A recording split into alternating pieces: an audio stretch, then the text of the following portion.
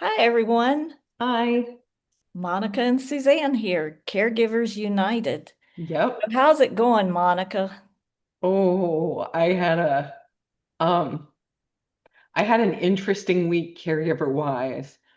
So I did something I normally never do, and that's I took time for myself. I was able to get away for what was supposed to be most of this past week, Wow. um, all the way across the country, Wow, where did you go? California. Um, Excellent. and it required um, a lot of maneuvering and setting up backups and backups to backups. And, um, how was I going to get my daughter to move-in day at college when I was flying out the same day she was supposed to be there? That stuff all worked out. And the first 2.5 days, it was amazing. Um, I realized I am not very comfortable doing stuff for myself, but it felt amazing. I want to do it again. Was Um, this the writing retreat? yeah, Excellent. Oh, yeah. I'd love to do that. I'm so jealous. And it all just kind of fell together very last minute. And so, I I called the agencies who care for Barry and I said, look, I'm going away. We need people there consistently because I'm going to be all the way over on the other side of the country. I leave thinking, okay, I've got assurances. No, very first day, which was Sunday, um, I get out and it's the day before school starts for our youngest, and she's out at the house with my mom, who's 88, and helps out however she can. And I land and I get to where this writers' conference is, and I get a phone call. Oh, well, actually, I get a text from Emily. Isn't the aide supposed to be here by now? No. Are you serious? Um, and this was an aide who never, ever misses. Like we can always count on her. And the Yeah. fact that she didn't call and she didn't show up really started to worry us. And so 2,247 miles away, because I counted that. I'm on the phone with the agency and it's 3 hours ahead back home. And I'm like, where is she? I'm not home. I'm the backup caregiver. What are we gonna do? Well, thankfully, my youngest especially, stepped up and they took care of Barry until the nighttime aide got there. Well, meanwhile, I'm a mess because all I can think is, I never should have taken time for myself. And that's something I know a lot of caregivers can uh, understand and are probably shaking their heads with. Um, Absolutely. so we don't have anybody Sunday. Like No. Sunday from 4 to 11, there was, nobody except my 16-year-old and my 88-year-old mom. Um, and thankfully, we had neighbors who were able to help. So the overnight aid comes, everything's good. Monday, the nurse comes, I'm starting to feel a little more relaxed. And then we start, do we have an aid Monday? I don't know, the whole thing just kind of blends together.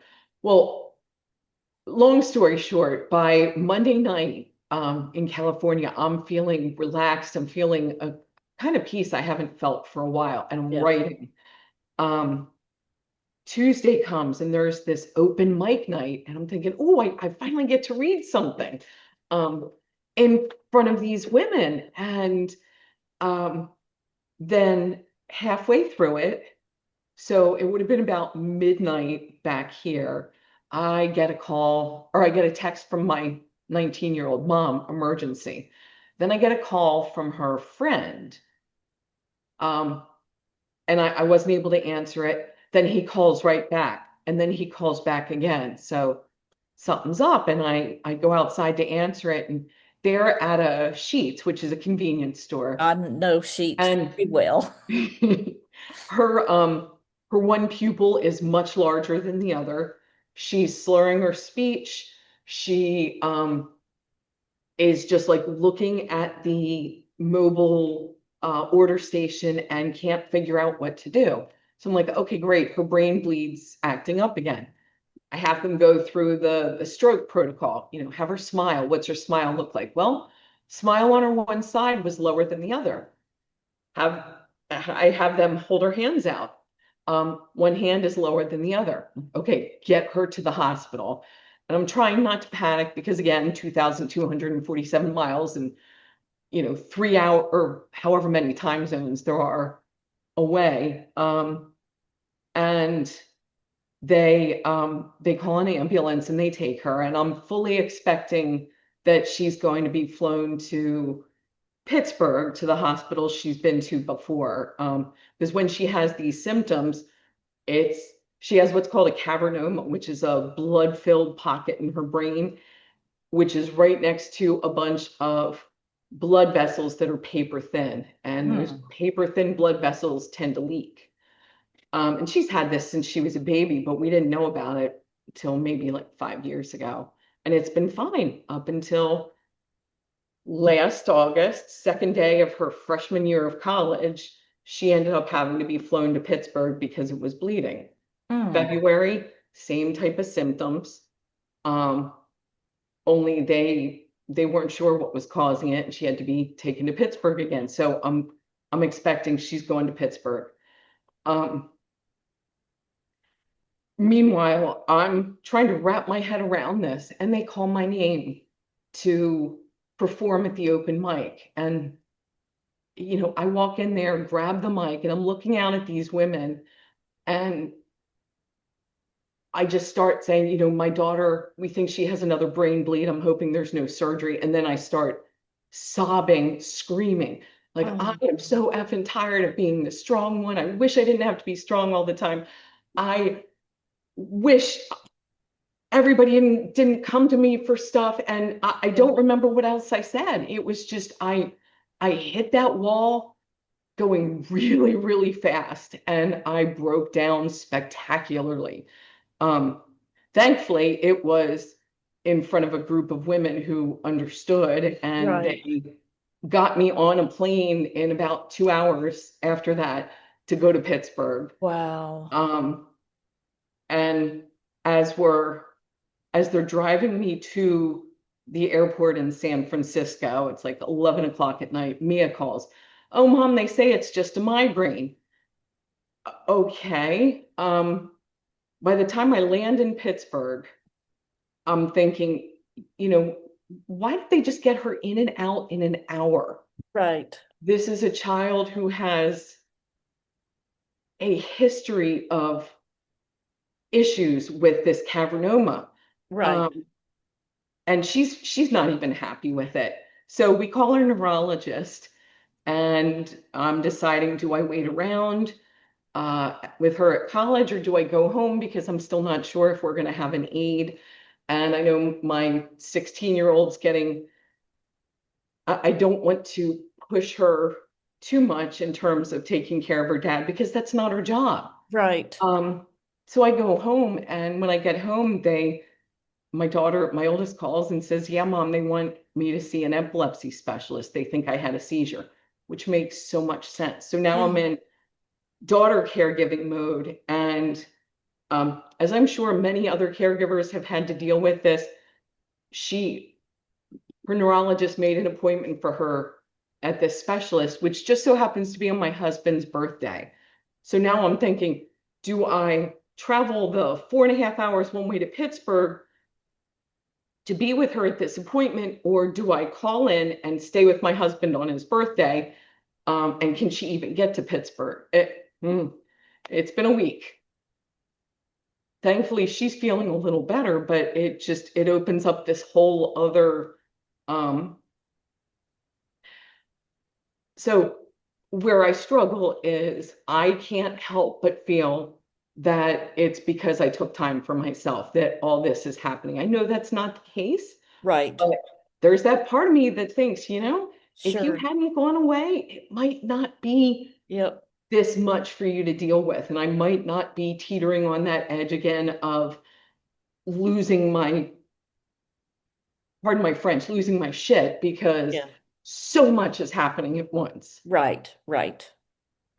And Um, that's totally understandable. I mean, my goodness. yeah. Well, and I don't know if you've ever felt like this. I had time at this retreat to think about really who am I without the caregiving angle in it, because Yes. it seems like that just overtakes everything, which by design it needs to, but when I start most of my conversations with, oh, Barry moved this or Mia's having this issue, and someone asks me how I'm doing, and I'm like, oh, I'm okay, but you got to hear about this. You That's not gotta helping. Monica, you gotta prioritize yourself. You gotta prioritize yourself. That is so hard. I know it's hard. I have to prioritize myself. We Yeah. both do because we have identities besides being a caregiver. And Yeah. honestly, we have identities besides being a mom, and in my case, a grandmother. Hmm. You know, we have these other identities, and we have to nurture those. We have to nurture the writer Monica and the writer Suzanne Yeah. and the friend Monica and the friend Suzanne. And we can't let those go. No. But it's so easy to. It is so easy to, but you know what? I mean, let's look realistically. There's going to come a time when neither one of us are going to be caregivers. Yeah. And I hate to think about that time. And I know you hate to think about that time. Hmm. Um, Yeah. we can't lose ourselves completely. What would you tell someone who's just getting into caregiving, or who might have already thought about this? Like, and they're sitting here watching this, wondering, well, how do I keep myself when I'm spending most of my time taking care of other When people? your And focus is on yeah, other people, um, I would say make sure you have time in every day that is sacred for you, whether that's soaking in a hot bath, whether it's at the gym, whether it's reading a good book, whether it's writing, whether it's knitting or whatever, but you gotta do something for you every single day. I'm a big fan of Julia Cameron's morning pages. I don't do them. Um, I don't, I did them when I was at the writing retreat hmm, in Tennessee because every morning I had no competition for my time. I yeah, got up and I wrote. yeah, And, your writing retreat, you had people there. I didn't. I had no one. And so I could just roll over in bed, get my protein drink and my vitamins, and start writing my morning pages. You know, um, there are a lot of good things in the artist way. I don't do it. I'm not consistent with it. I argue with myself over it, but you got to do something. yeah, And you got to set limits with the person you're caring for. And that's really hard because, it is. honestly, life sucks for Barry. Life Hmm. sucks for Bob, Yeah, but it doesn't have to suck for us. And we can care for them and also care for us. that's a good point. I like that advice. Thank you. Well, you know, I love you. I You're love you too. one of my dearest friends, Thank you. even though we've never met in person, but we will. Yes, we You will. know, life interfered with my uh plans for the summer. Hmm. Um, but it'll happen. Yeah, it It'll will. happen. Yes, it will. And our Saturday afternoons mean everything to me. So, Me too. you know, That's what I need to do a better job of making this time sacred because all too often there's been, oh, well, I need to be doing this, or I'm running late at work, or the nurse is leaving, or Barry needs something. I just need to make this time, this is it, no questions. yeah. And if we need to move it an hour either way, Hmm. no problem. You know, we work together, but regardless, 1 hour a week, Yes. we are together. Yep. And Sacred I space. advise that for any caregiver. Find someone, find a friend. Hmm. Yeah, find someone you can talk to, not as a caregiver. Well, like you just said, a friend, someone who you can just be yourself with, not yourself, the spouse or the parent or the caregiver, Right, um or the employee or the employer. right. Just You've got to be Monica the woman. hmm. I like that. Yeah, yeah. All Well, right. I guess that's all we have for this, I but think it is. we'll be back to talk with. We'll be back to talk later. Yes. Bye. Bye.